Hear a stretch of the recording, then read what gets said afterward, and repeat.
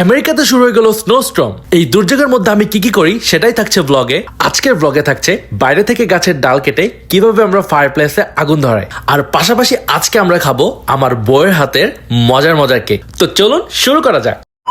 Hello dear subscriber, welcome to another blog. তো guys, আমি গতকাল দেখিয়েছিলাম যে কত মানুষজন শপিং মলে এসেছে। তো শপিং মলে সবাই মানে শপিং করতেছিল, বাজার সদাই সব করতেছিল, কারণ এই যে বরফ পড়বে দেখা, বরফটা উপর হয়ে যাবে। তো এই জন্য সবাই বাজার করেছে। তো আমি আসলাম একটু বাইরে আমাদের এই গাড়িটাকে হচ্ছে ঢেকে দেওয়ার জন্য। আর এত স্নো, ফার্স্ট টাইম আমি দিনের বেলা স্নোতে আসছি, এত বেশি স্নোতে। এতদিন যে ধরে আসছি খালি রাতেই হয়েছে, রাতে বেরোতে পারিনি, বাট আজকে দিনে হওয়াতে একটু বেরোতে পারছি। মানে সামনের গ্লাসটাকে একটু ঢেকে দিয়েছি যাতে করে যখন আমরা গাড়ি চালাবো, মানে কালকেই তো আমার ওয়াইফের দরকার পড়বে যখন মানে ওয়ার্কে যাবে, তো যাতে করে হচ্ছে সে সামনে ক্লিন দেখতে পাই, এই জন্য হচ্ছে এটা লাগিয়ে দিচ্ছি। বরফ দেখতে সুন্দর, বাট বাইরে আসতে কি যে একটা প্যারা গাইস, আপনারা মানে আমি জানি বুঝতেছেন না যে কতটা ঠান্ডা।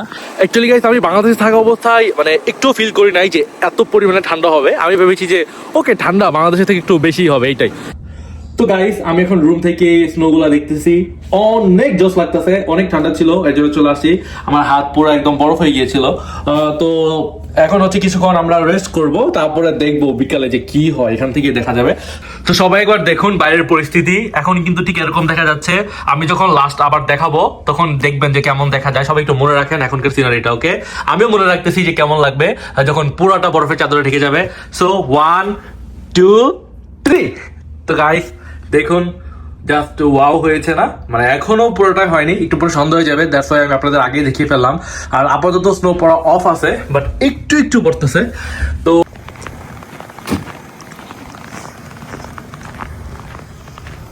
তো গাইস, ভাই হচ্ছে গাড়িটাকে একটু বাইরে রাখবে, কারণ এই কাঠগুলাকে আমরা ভিতরে নিব, গ্যারেজের ভিতরে নিয়ে হচ্ছে মানে টুকরো করবো যাতে ফায়ার প্লেসে দিতে পারি। তো গাইস, আপনারা হয়তো ভাবছেন যে এই গাছের ডালগুলো আমরা কোথায় পেলাম। এই গাছের ডালগুলো আসলে ভাইয়ার নিজের গাছেরই। ভাইয়া অনেক আগে গাছের ডালগুলোকে কেটে রেখেছিল, তখন হয়তো বা কাজে লাগে নাই, বাট এখন হচ্ছে মুখ্যম সময় এই ডালগুলোকে কাজে লাগানোর। তো এখন যেহেতু অনেক স্নো, ঘরকে গরম রাখার জন্য এই ডালগুলো আমরা ব্যবহার করতে পারি ফায়ার প্লেসে। তো ফায়ার প্লেসে ব্যবহার করার জন্য এই পুরো ডাল তো আর আমরা দিতে পারবো না, এই ডালগুলোকে আমাদের কাটতে হবে। তো এটাই আমরা করার জন্য গ্যারেজে নিচ্ছি, কারণ বাইরে এত পরিমাণে ঠান্ডা যে আমরা যদি বাইরে এটাকে কাটতে যাই তো আমরা বরফে জমে যাব। তাই আগে সবগুলা গ্যারেজের ভিতরে নিব, তারপর ভাই হচ্ছে কাটবে, তারপর আমরা টুকরো করে সেটা ফায়ার প্লেসে দিব। পুরো প্রসেসটাই করব আপনাদের সাথে, দেখতে থাকুন ব্লগটা। আমি একদিকে ডালগুলোকে গ্যারেজের ভিতরে নিচ্ছিলাম, আর অপরদিকে ভাইয়া স্নোগুলা ক্লিন করতেছিল। তো ফাইনালি সব ডালপালাগুলোকে আমরা গ্যারেজের ভিতরে নিয়ে আসছি, এখন হচ্ছে কাটতে হবে। তো কাটাকাটির ভেজালের সময় আমি ভিডিও করতে পারিনি, কাটার পরে কেমন হয়েছে দেখুন একবার। কাঠগুলাকে একদম কেটে সাইজ করে ফেলেছি আর নির্দিষ্ট জায়গায় রেখে দিয়েছি। তো গাইস দেখুন একবার, ফায়ার প্লেস আমরা অলরেডি আগুন ধরিয়ে দিয়েছি, এন্ড মাশাআল্লাহ অনেক সুন্দর লাগতেছে। আর অনেকগুলা ডালপালা আমি এক্সট্রা নিয়ে এসেছি যাতে এখনই পুড়ে ফেলতে পারি। আসলে ফায়ার প্লেস থেকে যে হিটটা পাই সেটা অনেকটা রুমকে গরম করে দেয় আর দেখতে অনেক সুন্দর লাগে। তো গাইস, বাইরের ওয়েদারটা মাশাআল্লাহ অনেক সুন্দর লাগতেছে, আমার তো অনেক ভালো লাগতেছে, বাট এত ঠান্ডা জাস্ট আপনাদের দেখানোর জন্য নিয়ে আসছি। মাশাআল্লাহ অনেক সুন্দর আর অনেক বাতাস, আমি জানি না আপনারা ফিল করতে পারছেন কিনা। জাস্ট একবার দেখুন এই পতাকাটা বারবার মানে এত নড়তেছে। সো আমার চুলগুলো দেখতে পাইতেছেন, তাই না? সো দেখতে থাকেন, আরো ইন্টারেস্টিং কিছু থাকছে। একবার দেখুন বাইরের ওয়েদারটা, মাশাআল্লাহ অনেক সুন্দর। তো গাইস, এই বরফের মধ্যে আমার বউ বানাচ্ছে কেক, তো চলেন দেখে নেই। তো গাইস, ফার্স্টে হচ্ছে ডিমকে বিটার দিয়ে বিট করতেছে, তারপরে চিনি অ্যাড করলো, তার মানে কেক যেমন বানায় আর কি। তো আপনাদের কেক দেখাবো আজকে আমরা। তো হ্যালো গাইস, আমরা রুমের মধ্যে বসে আছি এখন, আর ওইদিকে আমার ওয়াইফ কেক বানাচ্ছে। আমরা একটু পরে মজার করে কেক খাবো, আমার বাচ্চাটাও কেক খাবে। আমার বাচ্চাটা কেককে হ্যাপি বলে, মাশাআল্লাহ হ্যাপি খেতে অনেক পছন্দ করে। সো যারা আমাদেরকে দেখছেন অবশ্যই লাইক কমেন্ট শেয়ার করে দিবেন। তো গাইস, আপনারা ইতিমধ্যে দেখে ফেলেছেন আমার ওয়াইফ কেক বানাচ্ছিল, দেখেন কত সুন্দর কেক।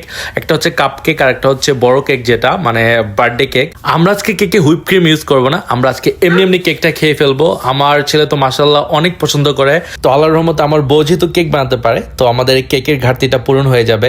আসলে ঘাটতিটা পূরণ হবে এই কারণে, আমরা আমেরিকার যে স্টেটে থাকি সেখানে আমি ভালো মানের কেক এখন পর্যন্ত দেখি নাই, কারণ ওয়ালমার্টে গিয়েছি, ক্রুগারে গিয়েছি, দু একটা কেক নিয়েছিলাম, সেখানকার কেক আমার কাছে তেমন একটা ভালো লাগে নাই।